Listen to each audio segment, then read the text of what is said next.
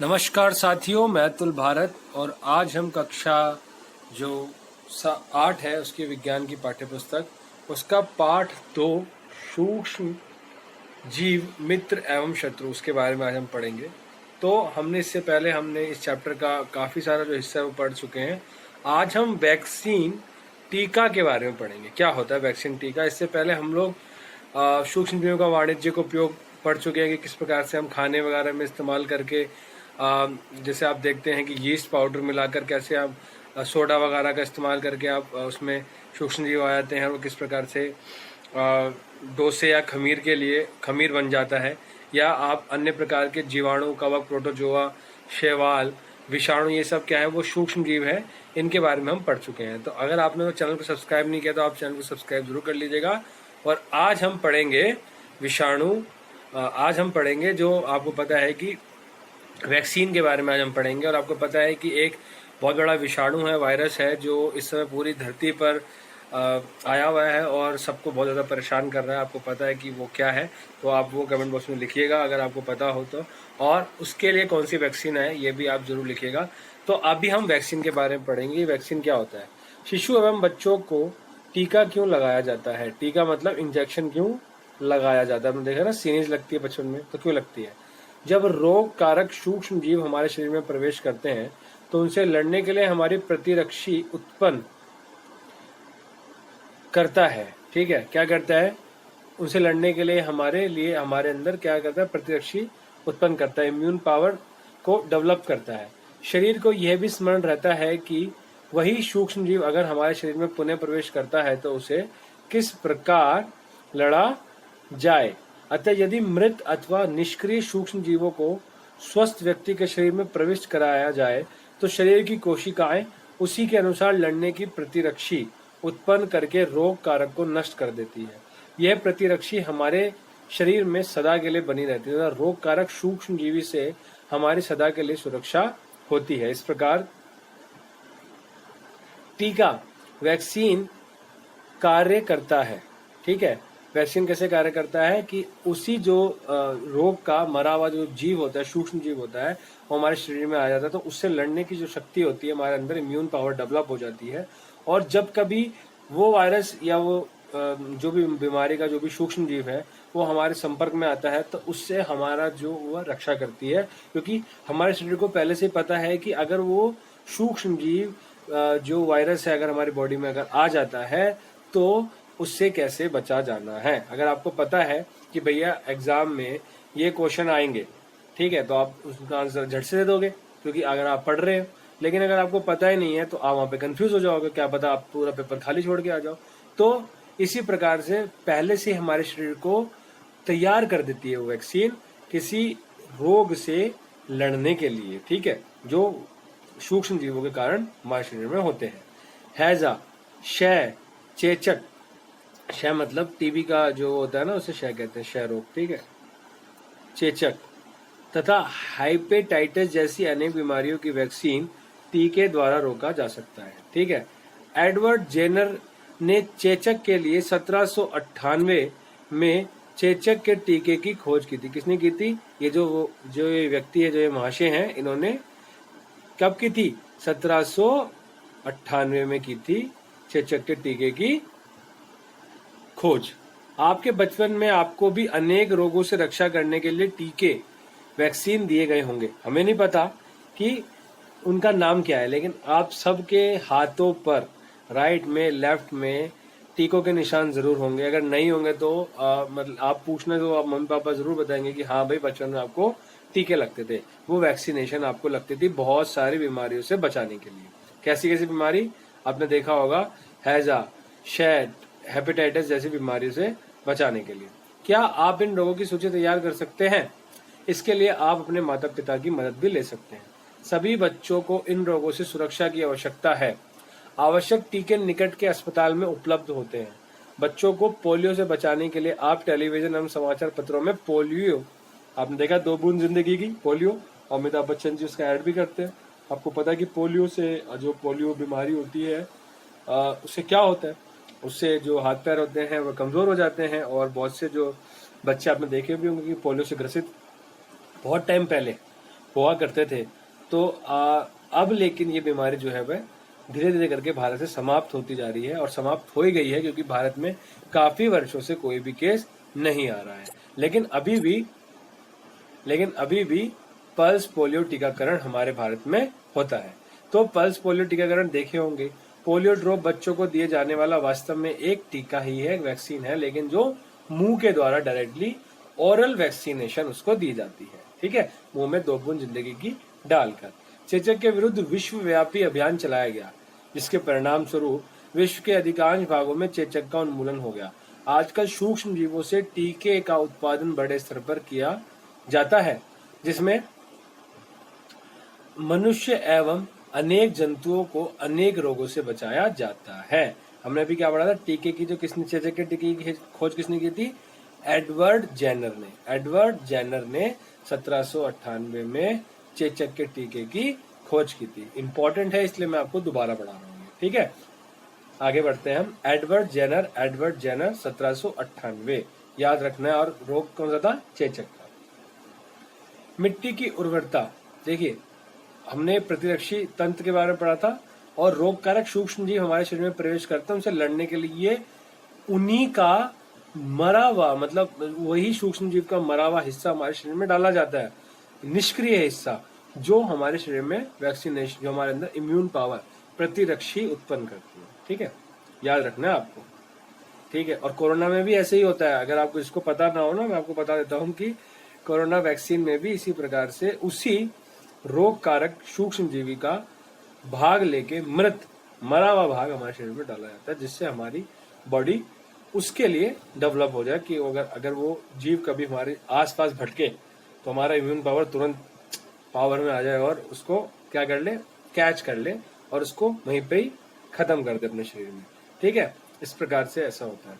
मिट्टी की उर्वरता में वृद्धि, देखिए भाई, मिट्टी की उर्वरता में वृद्धि के लिए भी सूक्ष्म जीवों का कार्य होता है। कुछ जीवाणु एवं नीले हरे शैवाल वायुमंडलीय नाइट्रोजन का स्थिरीकरण कर सकते हैं। इस प्रकार मृदा में नाइट्रोजन का संवर्धन होता है तथा उसकी उर्वरता में वृद्धि होती है। इन्हें सामान्यतः जैविक नाइट्रोजन स्थिरीकारक कहते हैं। भैया कौन से?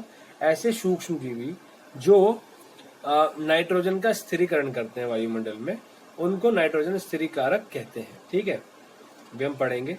अब यहाँ पे चित्र भी देख सकते हैं। कौन चित्र की बात हो रही है भैया? 2.7 की। ठीक है, नाइट्रोजन स्थिरीकारक साइनोबैक्टीरिया एक नीले हरे शैवाल है। ठीक है, आप इनको यहाँ पे देख सकते हैं। पर्यावरण का शुद्धिकरण। ठीक है, अपने विद्यालय में माली को देखने के पश्चात पहली भूजो और दूसरे विद्यार्थियों ने घरों व बगीचों से पत्तियां एवं फल सब्जियों का कचरा एकत्र करके उसे निपटान के लिए बनाए गड्ढे में डाला। कुछ समय बाद इसका विघटन होने से यह खाद में परिवर्तित हो गया। पहली और भूजो जानना चाहते हैं कि यह किस प्रकार हो सकता है। देखिए यहाँ पे क्रियाकलाप है कि आप भी 2 गमले लीजिए, ए और बी चिन्हित कीजिए, मिट्टी से आधा भर दीजिए, एक गमले में पौधे का कचरा भर दीजिए तथा दूसरे में पॉलिथीन थैली, कांच, खाली बोतलें वगैरह भर दो और उन्हें एक और रख दीजिए। 3-4 हफ्ते बाद आपको देखना है कि क्या होता है। सीधी सी बात है, आप देखिए क्या होगा कि आप दोनों गमलों को वस्तुओं में कोई अंतर दिखाई देता है? यदि हाँ, तो क्या अंतर परिलक्षित होता है, मतलब क्या दिखाई देता है आपको, क्या टारगेट होता है आपको? आप देखेंगे कि गमला जो ए है कि पादप अवशिष्ट का अपघटन हो गया है भैया, जिसमें जैविक पदार्थ डाले गए थे। क्या डाला गया था? पत्ते डाले गए थे, ठीक है, सब्जियां वगैरह डाली गई थी बची हुई, वह सब क्या हो गया? उसका अपघटन हो गया। लेकिन जो इस प्रक्रिया में बने पोषक पौधों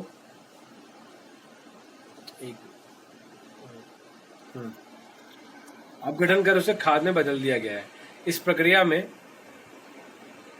एक सेकंड रुक जाइए, थोड़ा सा हमारी फाइल अप डाउन हो गई है, ऊपर नीचे हो गई है, थोड़ी सी वापस आने में थोड़ा सा समय लग सकता है, लेकिन आपको कहीं नहीं जाना है।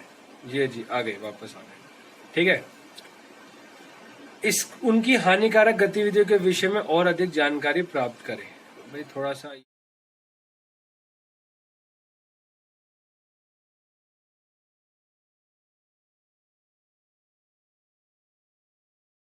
आगे पीछे हो गया। गमले बी में क्या होता है भाई? गमले बी में थैली, कांच, खाली बोतल, खिलौने आदि हैं। जो कि जिनके अंदर परिवर्तन नहीं हुआ। सूक्ष्म जीव उन पर क्रिया करके खाद में परिवर्तित नहीं कर सकते। ठीक है, किन पे? पॉलिथीन पर, थैली, कांच, इन सब चीजों पर।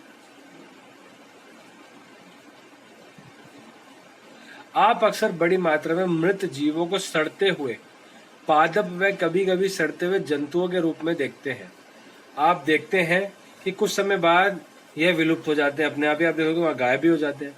इसका मुख्य कारण है कि सूक्ष्म जीव मृत जैविक अवशिष्ट का अपघटन कर डिकम्पोज्ड करके, डिकम्पोजर जो होता है डिकम्पोज करके, उसका अपघटन करके, अपघटक, यह पदार्थ अन्य पौधों एवं जंतुओं द्वारा पुनः उपयोग कर लिए जाते हैं। इस प्रकार हानिकारक एवं दुर्गंध युक्त पदार्थों का निम्नीकरण करने के लिए हमें सूक्ष्म जीवों का उपयोग करके पर्यावरण का शुद्धिकरण कर सकते हैं। देखिए भाई कितना महत्वपूर्ण है। यहाँ पर सूक्ष्म जीव से हमारे शत्रु ही नहीं है, हम रोग नहीं करते हैं, बहुत सारा काम करते हैं। अभी हमने देखा कि वायुमंडल में नाइट्रोजन स्थिरीकारक है, साइनोबैक्टीरिया, अभी हमने थोड़ी देर पहले पढ़ा, देखिए साइनोबैक्टीरिया है ना, हरे नीले रंग का एक शैवाल होता है। और लैक्टोबैसिलस जो दही, दूध को दही में परिवर्तित करता है। उसके बाद में अभी आपने देखा वैक्सीन, जो वैक्सीन भी बनाते हैं उसी से हम बनाते हैं। कितनी सारी चीजें हम लोग करते हैं। ठीक है, तो आगे बढ़ते हैं, चलिए आगे बढ़ते हैं, आगे भी देखेंगे। अब देखिए हानिकारक सूक्ष्म जीवों के बारे में बात आ गई। ठीक है, तो अभी हमने ये भी देखा कि खाद का निर्माण करने में भी सूक्ष्म जीव कैसे कार्य करते हैं। हानिकारक सूक्ष्म जीव। सूक्ष्म जीव अनेक प्रकार से हानिकारक हैं।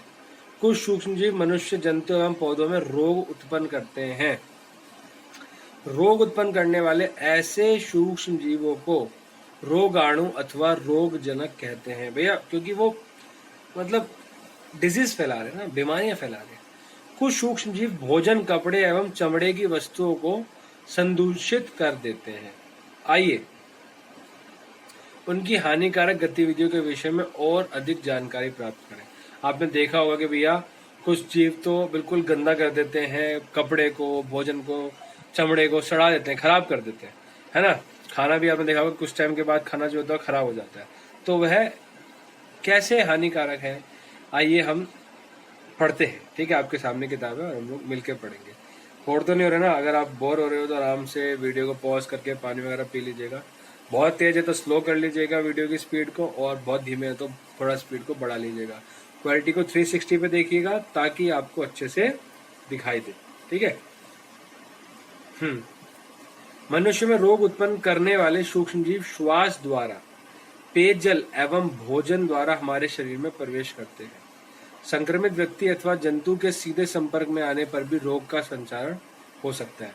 ठीक है, जैसे जरूरी नहीं है कि भैया आपने इस टाइम जैसे कोरोना वायरस फैला हुआ है तो आपने कुछ खाया नहीं पिया नहीं, लेकिन आप उस कीटाणु के आसपास आपके कहीं हैं, गेट पे लगा हुआ है या कहीं पे गए हुए हैं, आप बस में चढ़े या कहीं मेट्रो वेट्रो में गए, वहाँ पे अगर ढंग से नहीं, कहीं पे कोई व्यक्ति बीमार है और वो घर से बाहर निकला हुआ है, उसने खांसा, ऐसे हाथ मुंह पे रखा और या कुछ किया और कहीं पे उसने ऐसे करके वापस कहीं पे जगह पे हाथ रख दिया, फिर आपने भी वहाँ हाथ रख दिया, तो वो इस तरीके भी संचारित हो जाता है विषाणु। तो सूक्ष्म जीवों द्वारा होने वाले ऐसे रोग जो एक संक्रमित व्यक्ति से स्वस्थ व्यक्ति में वायु, जल, भोजन अथवा कायिक संपर्क द्वारा फैलते हैं संचरणीय रोग कहलाते हैं। इस प्रकार के रोगों के कुछ उदाहरण हैं हैजा, सामान्य सर्दी जुकाम, चिकन पॉक्स एवं क्षय रोग, टीबी, मैंने आपको बताया था, ट्यूबरक्लोसिस। ठीक है, और ट्यूबरक्लोसिस किससे होता है? बैक्टीरिया के द्वारा होता है। ठीक है, वो भी एक सूक्ष्म जीव है। ठीक है, तो आपको ये सारी चीजें अभी आपको पढ़नी है और आप ये पढ़ रहे हैं मेरे साथ में। देखिए बड़े ध्यान से, बहुत इंपॉर्टेंट चैप्टर है और बहुत सारे क्वेश्चन आंसर इसी चैप्टर से बनते हैं। ठीक है, एडवर्ड जेनर, हमने 1798 चेचक के वैक्सीनेशन के बारे में पढ़ा था। जब जुकाम से पीड़ित कोई व्यक्ति छींकता है तो सूक्ष्म बूंदों के साथ हजारों रोग कारक वायरस, विषाणु भी वायु में आ जाते हैं। यह वायरस श्वास के साथ ली जाने वाली वायु के साथ शरीर में प्रवेश कर जाते हैं। भैया किसी ने क्यों कहते हैं भैया 2 गज की दूरी जरूरी है कोरोना वायरस में? क्योंकि अगर कोई गलती से खांस लेता है या कुछ करता है तो आप उससे अगर दूर होगे तो आप वो वायरस जो होगा, वो कीटाणु जो होगा, वो आपके अंदर नहीं जाएगा। लेकिन अगर आप उसके पास में हैं तो हवा के द्वारा सांस में आपके वो चले जाएगा। तब आप संचरणीय रोगों का फैलना किस प्रकार रोक सकते हैं? क्या कौन पूछता है? बूझो। और पहली क्या बोलती है? हमें छींकते समय अपने मुंह एवं नाक पर एक रुमाल रखना चाहिए, मास्क पहनना चाहिए, जो आज के टाइम पे है। अच्छा तो यही है कि संक्रमित व्यक्ति को पर्याप्त दूरी बनाए रखी जाए, और अगर आप बीमार हैं तो घर में ही रहना चाहिए, ठीक है, क्योंकि अब गाइडलाइंस कुछ अलग है। आगे चलते हैं भाई। कुछ कीट एवं जंतु ऐसे भी हैं जो रोग कारक सूक्ष्म जीवों के रोग वाहक का कार्य करते हैं, ठीक है। घरेलू मक्खी इसका एक उदाहरण है। भैया कहीं पे बैठी, कहीं वायरस था, कीटाणु था, और वो मक्खी बैठ के वहां से आपके खाने पे बैठ गई, इसलिए तो बोलते हैं खुली में चीजें नहीं खानी चाहिए। मक्खी कूड़े एवं जंतु अपशिष्ट पर बैठती है, रोगाणु उसके शरीर से चिपक जाते हैं। जब मक्खी बिना ढके भोजन पर बैठती है तो रोगाणु एक स्थानांतरण संभव है। जो भी व्यक्ति ऐसे संदूषित भोजन करेगा उसके बीमार पड़ने की संभावना है। अतः सलाह दी जाती है कि भोजन को सदा ढककर रखा जाए, बिना ढके भोजन को खाने से बचना चाहिए। मादा एनोफिलीज मच्छर, जो कि मलेरिया के लिए, देखिए मैं आपको बताता हूँ। मादा एनोफिलीज क्षेत्र 2.8 में, देखिए ये ना मलेरिया का मच्छर होता है, आपने देखा होगा आपके घर में, ठीक है, खून पी लेता है, ये बड़ा खतरनाक। और मादा एनोफिलीज मतलब इसका भी फीमेल वर्जन। मच्छर इसका एक अन्य उदाहरण है। मच्छर रोगवाहक हमने यहाँ पे रोगवाहक के बारे में पढ़ रहे हैं, आपको याद रखना, ठीक है। मच्छर प्लाज्मोडियम मलेरिया परजीवी का वाहक है। मादा एडिस मच्छर डेंगू के वायरस का वाहक है, ठीक है। एनोफिलीज और डेंगू का जो मच्छर है एडिस, दोनों ही डिफरेंट शेड का होता है। और ये क्या करते हैं? मच्छर प्लाज्मोडियम का वाहक है। मादा एडिस मच्छर डेंगू के वायरस का वाहक है। हम मलेरिया अथवा डेंगू का नियंत्रण किस प्रकार कर सकते हैं? तब आप संचरण रोगों को कैसे अध्यापक हमसे ऐसा क्यों कहते हैं कि अपने आसपास पानी एकत्रित ना होने दे? सभी मच्छर जल में उत्पन्न होते हैं। जो मच्छर होते हैं वो जहां पानी होगा ना वहीं पे उत्पन्न होते हैं। हमें पानी को कहीं भी रुका नहीं जाने देना चाहिए। कूलर, टायरों एवं फूलदानों इत्यादि में कहीं भी जल को एकत्र ना होने दे। अतः देखिए बारिश के पानी की बात ज्यादा हो रही है, ठीक है, क्योंकि उसी के अंदर ताजे पानी में, साफ पानी में ज्यादातर ये जो मच्छर होते हैं, फिर ये गंदे होने लगता है पानी, उसमें पैदा होने लग जाते हैं। अतः अपने आसपास के स्थानों को साफ सुथरा और शुष्क रखकर हम मच्छरों को पैदा होने से रोक सकते हैं। ऐसे उपायों को सूची बनाने का प्रयास कीजिए जिससे अपनाकर मलेरिया को फैलने से रोका जा सके। जैसे कि कूलर का पानी आपको निरंतर बदलते रहना है। अगर आपके घर में टंकी है तो टंकी हमेशा ढकी रहनी चाहिए और उसको भी साफ रखना चाहिए। अगर उसमें मच्छर वगैरह हो रहे हैं तो उसको साफ कर देना चाहिए। बारिश का पानी टायर, गमले वगैरह में एकत्र नहीं होने देना चाहिए। अगर आपके आसपास कहीं बारिश का पानी इकट्ठा हो गया है तो या तो उसको सुखाइए, हटाइए, नहीं हट रहा तो उसमें पेट्रोल डालिए। इससे क्या होगा कि ऊपर वायु की जो परत है वह हट जाएगी, क्योंकि पेट्रोल की परत बन जाएगी और वो नीचे नहीं जा पाएंगे, और जो मच्छर होंगे वह उनको ऑक्सीजन नहीं मिलेगी, वो मर जाएंगे, ठीक है। ये सारे उपाय आपके सामने हमने बताए। मनुष्य में होने वाले कुछ सामान्य रोग उनके फैलाने तथा रोकने के कुछ उपाय तालिका 2.1 में दर्शाई गई है। भैया बहुत जबरदस्त, ठीक है। तो ये इम्पोर्टेंट है और मेरे ख्याल से ये इम्पोर्टेंट तालिका चलिए कर लेते हैं, ठीक है। जंतुओं में रोग कारक जीवाणु रॉबर्ट कॉच के बारे में है, थोड़ा सा इम्पोर्टेंट ये है। तो हम एक काम करते हैं, इसको हम नेक्स्ट वीडियो में कंप्लीट करते हैं। छोटी छोटी वीडियो से हम ज़्यादा अच्छे से समझ पाते हैं। तो टीका वैक्सीनेशन के बारे में पढ़ा और मुझे लगता है कि आपको समझ में आया होगा, बहुत अच्छा लगा होगा। एक छोटा सा मैसेज आपके लिए है जो कि मेडिटेशन से रिलेटेड है, जो तुरंत इस वीडियो के बाद में आपके सामने आएगा। आप वीडियो के बीच में भी थोड़ी देर के लिए आया होगा। वो आपके मेंटली पीस के लिए और आपके फोकस के लिए बहुत ज़रूरी है। जो बच्चे पढ़ाई करते हैं या कोई भी कार्य करते हैं, हमारे अंदर फोकस होना बहुत आवश्यक है और मेडिटेशन के थ्रू वो फोकस बहुत ज़्यादा अच्छी तरीके से बढ़ जाता है। जो हम पढ़ते हैं वो हम याद कर पाते हैं और अच्छे से उसको हम लिख भी पाते हैं। सीधी सी बात है, जब हम पढ़ेंगे हमारे अंदर ज्ञान बढ़ेगा तभी तो हम कुछ कर पाएंगे जीवन में। तो अपने जीवन में सफल रहने के लिए मेडिटेशन करना बहुत महत्वपूर्ण है। और सहज योगा के बारे में ये बताता है। अगर आपके पास कभी भी समय लगता है तो आप लिंक्स के थ्रू वहाँ पे जा सकते हैं, वरना आप खुद YouTube पे भी सहज योगा आप लिखेंगे तो आपको वह आ जाएगा, और आप बहुत सारे म्यूज़िक के थ्रू आप मेडिटेशन कर सकते हैं, गाइडेड मेडिटेशन कर सकते हैं, जिससे आपका जीवन बहुत अच्छा हो जाएगा। तो हम जल्दी मिलेंगे नेक्स्ट वीडियो में। ये मैसेज आपके लिए।